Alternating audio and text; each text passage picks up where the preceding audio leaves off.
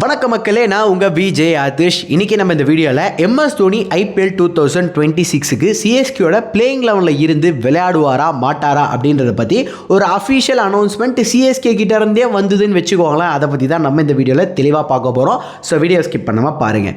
சிஎஸ்கேயோட CEO இருக்கார் இல்லையா, Kashi Viswanathan sir, அவர் ரீசெண்டாக ஒரு இன்டர்வியூவில் என்ன சொல்லியிருக்கிறாரு பார்த்தீங்க அப்படின்னா, எம்எஸ் தோனி இந்த சீசன் விளையாடுறாருப்பா, அதில் எந்த விதமான சந்தேகமும் வேணால் எழுதியே வச்சுக்கோங்க, கண்டிப்பாக இந்த சீசன் விளையாடுறாரு.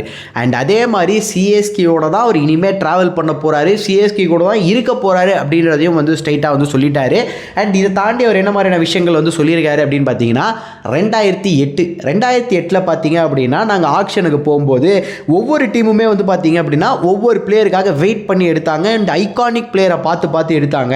பெங்களூர் வந்து ராகுலை எடுத்தாங்க. அண்ட் அதே மாதிரி கொல்கட்டா வந்து சௌரவ் கங்குலி எடுத்தாங்க. அண்ட் சச்சினை வந்து மும்பை எடுத்தாங்க. ஸோ இந்த மாதிரி ஒவ்வொரு டீமுமே வந்து பிளான் பண்ணி ஐகானிக் பிளேயராக தூக்கிட்டாங்க. ஆனால் நாங்கள் எம்எஸ் தோனிக்கே வந்து வெயிட் பண்ணிக்கிட்டு இருந்தோம். எம்எஸ் தோனி எடுக்கணும் அப்படின்றது தான் எங்களோட எய்மாக வந்து இருந்தது. விபி சந்திரசேகர் வந்து என் ஸ்ரீனிவாசன் சார்ட்ட வந்து ஒரு சில விஷயங்கள் தோனியை பற்றி சொல்லிவிட்டு, அவர் வந்து ஒரு பெரிய ஒரு கேப்டனாக, ஒரு லீடராக, ஒரு ஃபென்டாஸ்டிக் லீடராக வந்து இருப்பார் அப்படின்றத வந்து சொன்னார். அண்ட் அதுக்கேற்ற மாதிரி நாங்களும் எடுத்தோம். அண்ட் எந்த அளவுக்கு கரெக்டாக சொல்லியிருக்காரு பாருங்களேன். இப்போ வரையும் எம்எஸ் தோனி எங்கள் கூட ட்ராவல் பண்ணிக்கிட்டு இருக்காரு அப்படின்றதையும் வந்து மென்ஷன் பண்ணியிருக்காரு. ஸோ இதுலேருந்தே ஒரு விஷயம் தெரிஞ்சிடுச்சு. அவங்க எல்லாருமே வந்து இப்போது ஒரு ஒரு ஒரு ஒரு விஷயத்தில் வந்து மாட்டிக்கிட்டு இருக்காங்க. என்னென்னா, ஜடேஜாவை வந்து நம்ம ஏன்பா கொடுத்தீங்க, சஞ்சு சாம்சனுக்கு ஏன்பா ட்ரேட் பண்ணீங்க, ஜடேஜா ஒரு சிஎஸ்கேவோட பிளேயர், சிஎஸ்கேவோட அசட், இப்பெல்லாம் வந்து சொல்லிக்கிட்டு இருக்கோம் இல்லையா ஃபேன் சைடில்.